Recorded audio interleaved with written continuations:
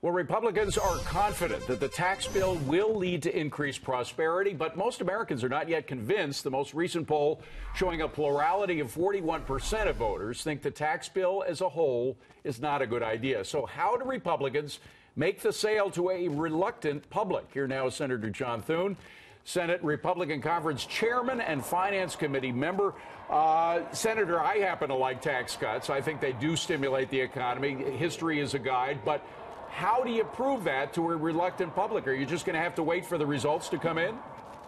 Well, first off, I think, David, ultimately the real test is going to be in people's paychecks, and the proof is going to be in the paychecks. You got a lot of dueling arguments going on right now in Washington, and I think, frankly, there's a lot of misinformation out there, and when people have the facts and they actually understand what this is going to mean, that they're going to have a doubling of the standard deduction, a doubling of the child tax credit, lower rates, and that's going to reduce their tax burdens, I think they're going to like this bill. I think that's ultimately is the test, and I'm looking forward to a few months from now when those paychecks start going up and the taxes start going down. I think the American people are going to make a decision about this, if this has been a good thing for them. Now, time and again, we have tested this theory out, whether it was during John F. Kennedy's time or Ronald Reagan's time. Of course, Ronald Reagan, after the tax cuts kicked in 1983, we saw the economy grow 4% in 83, 7% in 84. I mean, it just kept going up and up and up, and it was never less than 3.5%.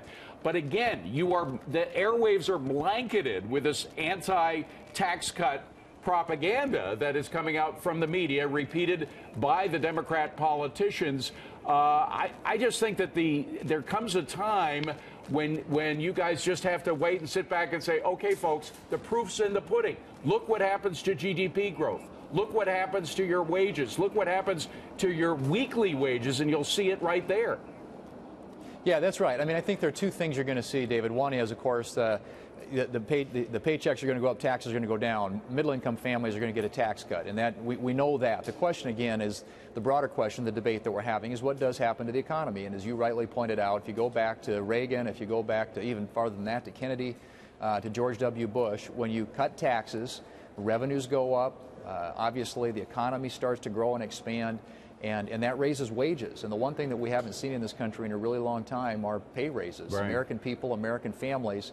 So we believe that history is again going to work to our advantage, and we're going to see the economy expand and grow and create those good-paying jobs, and the American people are going to benefit from that. Senator, there was another thing beyond the numbers of what happened in the 1980s and other times.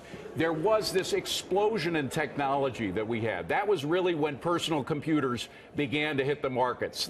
That's what it was. The tax cuts that led to the stimulus that created the cell phone revolution, and the combination of cell phones and personal computers in the same device, and all kinds of things. Do you think we're going to see an explosion, a technology explosion, as a result of this? I think you will, because when you're lowering rates like we do, and you're allowing for accelerated cost recovery for businesses to recover their cost of investment faster, they're going to invest more, and obviously they're going to invest in technology. I think what we're going to see is a real, I think we're going to see an explosion in innovation and just growth and spending on all these different things. And computers were a huge change. It was sort of a sea change in our economy, in our country. There are lots of other great technologies out there today. And I chair a committee. We have jurisdiction over autonomous vehicles. I think the potential for autonomous vehicles to really transform the way that we live our lives is enormous as well. And my guess is that you're going to see big investment in that. By the way, Senator, I'm sorry, they was kind of drowning you out. What's that commotion in the background?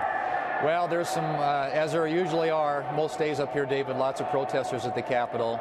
I'm not sure exactly what they're protesting here today, but it's loud. Yeah. Well, as long as you're not the focus of that protest. All right, Senator John Thune, thank you so much for being here. Appreciate it. Nice to be with you. Thanks, David. Thank you.